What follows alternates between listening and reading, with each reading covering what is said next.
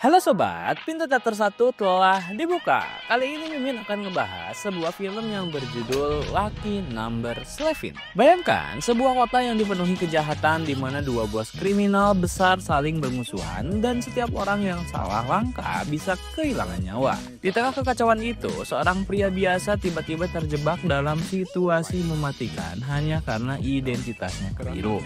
Apa yang awalnya terlihat seperti nasib buruk perlahan berubah menjadi kisah penuh misteri, tipu daya, dan balas dendam. Film ini bukan sekedar tentang mafia dan hutang, melainkan permainan pikiran yang membuat penonton terus bertanya, siapa sebenarnya korbannya, siapa dalangnya, dan bagaimana kebenaran akhirnya terungkap. Lantas, bagaimana kecuali film ini? Tanpa menunggu banyak lama, mari kita mulai intronya.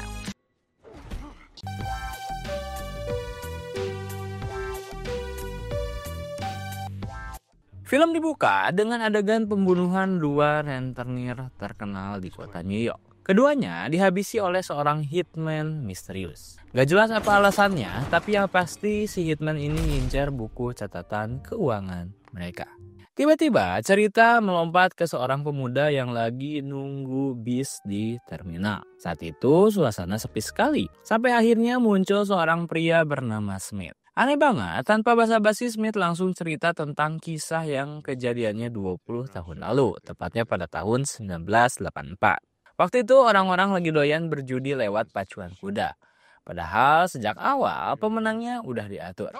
Suatu hari ada seorang ayah bernama Max yang dapat info dari temannya kalau kuda nomor 7 sudah dikasih doping dan pasti akan menang. Max pun langsung pergi ke arena pacuan kuda bareng anaknya bernama Henry dengan harapan bisa gandain uang miliknya. Henry sebenarnya tidak setuju dengan keputusan ayahnya, tapi Max memaksa karena dia pengen keluarganya punya hidup lebih layak. Termasuk bisa menyekolahkan Henry sampai bisa menjadi presiden. Singkat cerita, Max pun sudah mendaftarkan uangnya untuk memilih kuda nomor 7.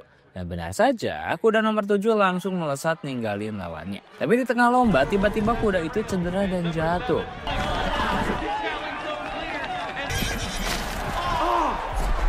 Semua uang Max langsung amblas, membuat Max pun akhirnya bangkrut. Masalahnya uang itu dia pinjam dari rentenir ternama di kota. Padahal sebelumnya Max sudah berkali-kali diperingatin buat balikin uang tepat waktu. Kalau tidak, nyawanya jadi taruhan. Ketika Max balik ke parkiran, anaknya Henry udah hilang. Dua orang suruhan rentenir muncul, nyeret Max ke sebuah gudang kosong buat dieksekusi. Max dipukuli habis-habisan. Parahnya lagi hukuman itu belum cukup. Siang itu juga ternyata seluruh keluarga Max ikut dibantai.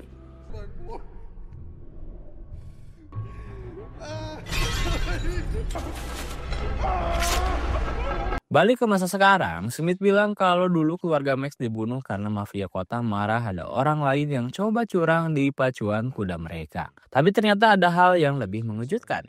Smith sendiri sebenarnya seorang hitman dan pemuda yang tadi ketemu dia di terminal ternyata targetnya. Saat dibunuh, jasad pemuda itu langsung dimasukin ke dalam kontainer. Smith punya rencana besar dan dia butuh jasad pemuda itu buat ngejalaninnya. Cerita pun berlanjut, kita akhirnya dikenalin sama tokoh utama film ini, seorang pria bernama Slevin. Pagi itu dia dihampiri seorang wanita bernama Lindsay yang kebetulan tinggal di unit sebelah. Lucunya apartemen itu bukan punya Slevin, dia cuma numpang di tempat temennya beberapa hari aja. Slevin lagi apes banget belakangan ini. Pertama rumahnya kebakaran, terus dia numpang di rumah pacarnya. Ternyata ia malah ketahuan kalau pacarnya selingkuh. Akhirnya dia pindah lagi kali ini ke apartemen temennya Nick. Tapi ternyata apesnya belum habis. Malam sebelumnya Slevin sempat dirampok. Semua tanda pengenal hilang. Terus Nick si pemilik apartemen juga nggak pulang sejak semalam. Slevin bisa masuk ke apartemen itu cuma karena pintunya kebetulan gak dikunci. Dari situ Lindsay mulai curiga, jangan-jangan Nick kenapa-napa. Dia pun coba nelpon nomor terakhir di telepon rumah Nick, tapi yang ngangkat malah resepsionis hotel.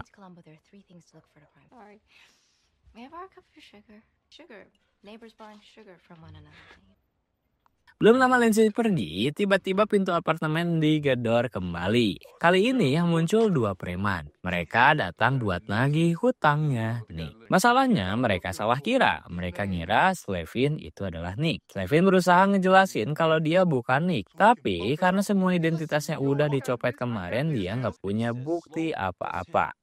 Akhirnya cuma berbekal handuk, dia dipaksa ketemu langsung sama bos mafia.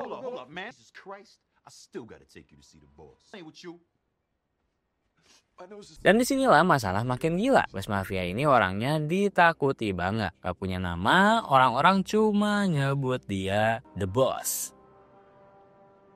Slevin disuruh bayar utang Nick sebesar $96.000.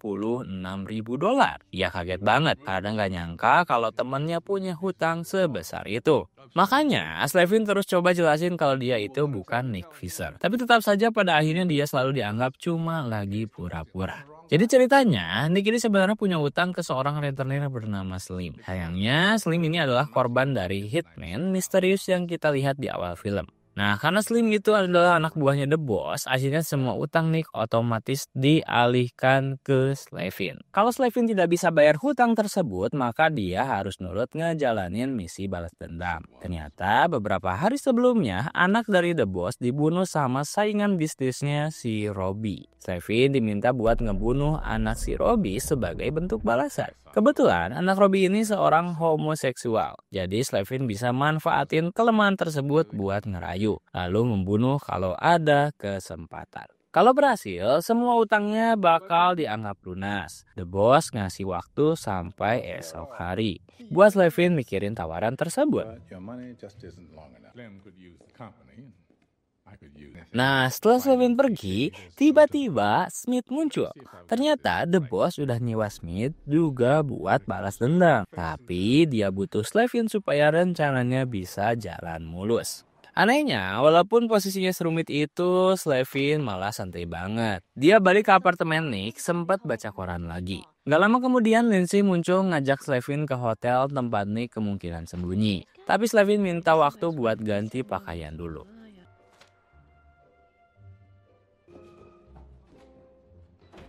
Belum lama Lindsay pergi, dua orang asing tiba-tiba nongol lagi buat nagih utangnya Nick. Ternyata Nick nggak cuma punya utang ke satu bos mafia, tapi dua. Lagi-lagi Slevin sial, dia dipaksa ikut ke markas mereka. Uniknya, gedung yang mereka datengin ini tepat ada di seberang markas The Boss. Singkat cerita, Slevin dibawa ketemu sama si Robbie, bos mafia saingan The Boss. Ternyata Nick berutang juga ke Robbie dan nilainya sama-sama fantastis. Slevin coba jelasin lagi kalau dia bukan Nick, tapi sama saja dia dianggap bohong.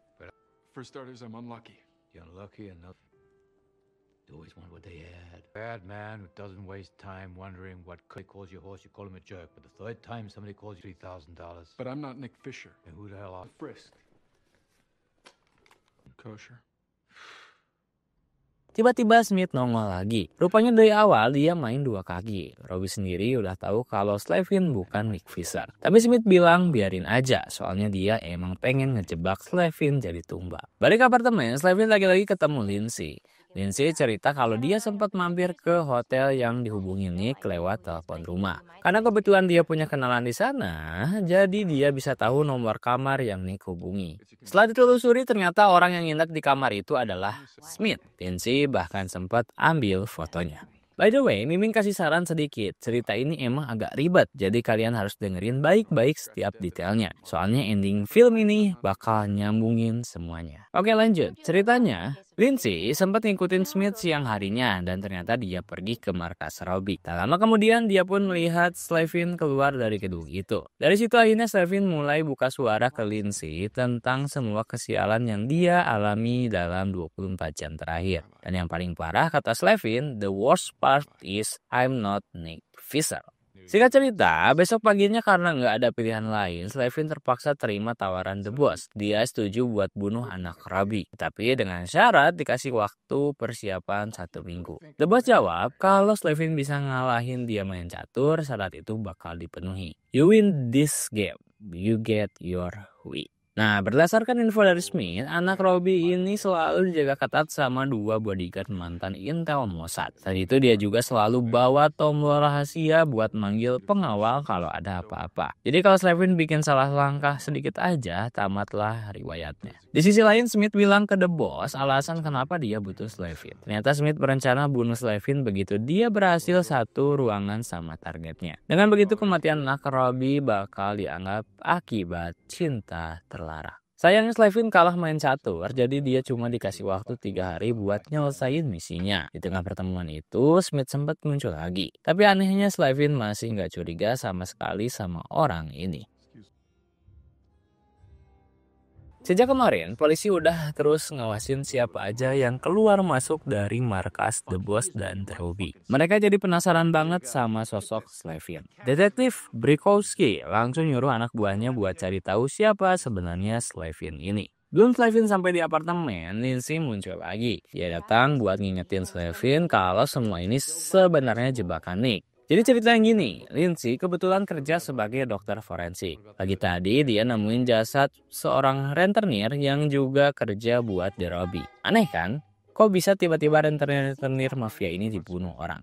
Menurut Lindsay, Nick lagi manfaatin situasi ini. Makanya dia nawarin Slavin buat tinggal di apartemennya. Tapi sebelum Slavin sampai sana, Nick udah nyuruh seorang perampok buat ngambil dompetnya. Kalau pikir-pikir masuk akal juga sih, soalnya perampok itu cuma ngambil dompet Slavin. Masalahnya kalau Slavin coba kabur, dia pasti bakal dibunuh. Lapor polisi juga percuma karena kemungkinan ada polisi yang kerja buat para mafia. Daripada pusing mikirin itu semua, akhirnya mereka berdua mutusin buat dinner bareng malam tersebut. Lagi asik makan romantis, Lindsay kaget banget pas tahu ternyata Slavin milih restoran tempat anak The Robbie biasa nongkrong. Gak cukup sampai di situ, suasana makin awkward karena detektif Brikowski dari tadi juga mantau mereka. Begitu anak The Robbie ke toilet, Slavin langsung ngikutin dari belakang. Dia ngajak kenalan dan singkat cerita dalam perjalanan pulang, Slavin bilang kalau besok malam dia bakal ngedate sama anak The Robbie. Masalahnya polisi nggak pernah ngelepasin pengawasan. Mereka terus ngekor Slavin. Malam itu Slavin sama Lindsay akhirnya mutusin buat ngabisin waktu bareng. Slavin sendiri nggak nyangka kalau dia bisa jatuh hati sama cewek yang baru dia kenal kemarin.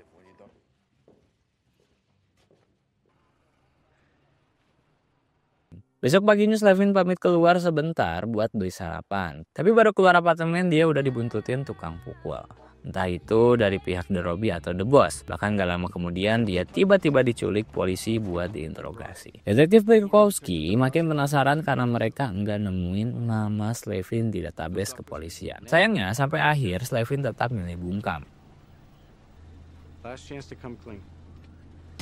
I think this is the part where you tell me not to walk too far. Begitu balik ke apartemen, Slavin kelihatan frustasi banget. Dia bahkan sempat bilang semacam selamat tinggal ke Lindsay, seakan mereka nggak bakal ketemu lagi. Akhirnya tibalah waktu yang ditunggu-tunggu. Slavin dijemput anak buah The Boss buat diantar ke apartemen The Robbie.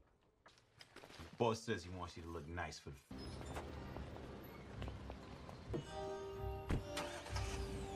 Tapi ada yang aneh, karena orang-orang The Robbie yang biasa nongkrong di lobi malah ditemukan udah tewas. Kedatangan Slavin disambut baik sama anak The Robbie. Dia bahkan gak curiga sama sekali sama wajah polos Slavin. Tapi tiba-tiba tanpa ragu, Slavin langsung menarik pelatuk dan nembak anak The Robbie. Sayangnya gak lama kemudian Smith muncul sesuai rencana. Awalnya kelihatan kayak Smith mau manfaatin Slavin setelah pembunuhan itu. Tapi ternyata Slavin dan Smith dari awal memang udah kerjasama. Buat nutupin jejak, Smith nyuruh Slavin ambil jasad yang ada di bagasi mobil Lindsay. Karena nggak mau ada saksi mata, Smith juga sengaja mancing bodyguard The Robbie buat dia habisin semua. Ingat pemuda yang dibunuh Smith di awal film? Ternyata jasadnya dipakai buat memalsukan kematian Slavin. Bahkan jam tangannya ditukar dengan milik Slavin biar makin meyakinkan. Tapi rencana mereka berdua ternyata belum selesai. Malam itu Smith datang ke markas The Boss. Semua anak buahnya dia habisin tanpa ampun. The Boss cuma bisa bingung, nggak ngerti sebenarnya apa yang Smith mau. Di saat yang sama, Slavin mendatangi markas The Robbie. Sama kayak Smith, dia sendirian ngabisin semua penjaga dengan diam-diam. The Robbie sendiri nggak curiga soalnya Slavin datang seolah-olah mau melunasi hutangnya. Tapi begitu sadar dari pingsannya, The Robbie udah terikat di kursi. Di sini awalnya The Boss lagi muji-muji kehebatan si Robbie. Dia pikir udah kalah sama saingan bisnisnya. Tapi ternyata faktanya mereka berdua sekarang ada di posisi yang sama. Nah di scene ini mereka malah ribut. The Boss nuduh The Robbie yang ngebunuh anaknya duluan. Sementara The Robbie bilang bukan dia pelakunya. Terus kalau bukan dia siapa dong? Ternyata semua keributan ini ulahnya Slevin sama Smith. Mereka kerjasama buat ngehabisin para rentenir yang kita lihat di awal film. Tujuannya supaya mereka bisa dapat nama-nama orang yang punya hutang kedua bos mafia itu secara bersamaan. Dari situlah keluar nama Nick Fisher. Makanya Slevin dikira Nick. Smith juga yang kemudian ngebunuh dan ngegunain jasad Nick buat pembunuhan anaknya The Robbie. Gak berhenti di situ, anaknya The Boss juga ternyata dibunuh sama Slevin. Tujuannya biar kedua bos mafia ini makin ribut dan akhirnya The Boss terpaksa minta bantuan ke hitman paling top yang dia kenal. Dan orang itu nggak lain adalah Smith itu sendiri. The Boss maunya anak The Robbie dibunuh dengan cara seakan-akan kecelakaan. Jadi Smith pura-pura bikin rencana dengan nyeret-nyeret nama Nick Fisher juga. Nah waktu Smith datang ke The Robbie, dia bilang kalau sebenarnya dia disewa The Boss buat bunuh anaknya. Tapi dia pura-pura nawarin pengkhianatan, bilang bayaran dari The Boss kurang besar. Smith ini sebenarnya adalah pembunuh bayaran legendaris yang punya julukan Good Cat. Makanya The Robbie nggak berani nolak. Sebelum cabut, Smith juga minta bagian bayarannya diambil dari pinjaman atas nama Nick Fisher. Intinya, semua ini akhirnya bikin jalan Slevin gampang keluar masuk ke wilayah dua bos tersebut.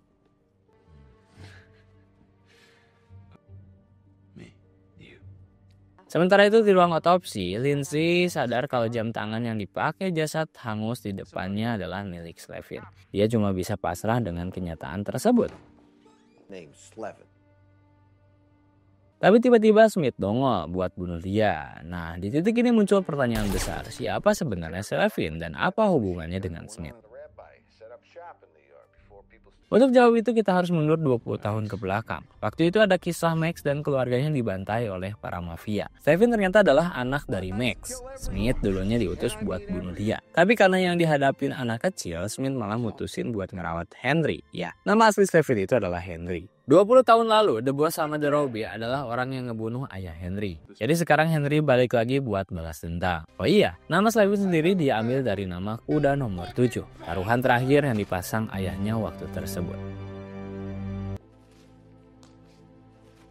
Detektif Brikowski juga akhirnya kebongkar. Dia dikasih tahu sama temennya soal nama belakang Slevin, yaitu Kelevra yang artinya anjing galak. Ternyata 20 tahun lalu Brikowski pernah kerja buat mafia dan dia yang disuruh buat bunuh ibunya Henry. Makanya malam itu Brikowski harus terima akibatnya. Setelah 20 tahun, Henry berhasil balas dendam ke semua orang yang ngancurin keluarganya. Besok paginya, Henry berencana kabur bareng Lindsay. Mereka udah janjian di terminal. Diam-diam, Henry juga udah nyelamatin Lindsay dari tembakan malam sebelumnya. Kalian masih ingat kan waktu Henry tiba-tiba frustasi setelah beli sarapan? Nah ternyata pagi itu Smith datang dan bilang kalau Lindsay harus dibunuh karena dia sempat motret wajah Smith. Masalahnya Henry udah jatuh cinta sama Lindsay, jadi dia siapin rencana buat memalsukan kematiannya. Pas Smith muncul lagi, ternyata dia nggak marah karena Henry ngelanggar aturan, tapi justru balikin jam tangan milik Henry. Dari awal, Smith udah tahu semua rencana Henry. Lagi pula dia pernah ada di posisi yang sama 20 tahun lalu. Waktu dia mutusin buat ngerawat Henry sebagai anaknya sendiri. Bahkan saking sayangnya Smith kepada Henry, dia sampai masuk ke ruang otopsi cuma buat ngambilin jam tangan pemberian ayah Henry yang udah kebakar. Jam tangan itu satu-satunya kenangan yang Henry punya dari ayahnya. Dan dengan itu, film pun tamat.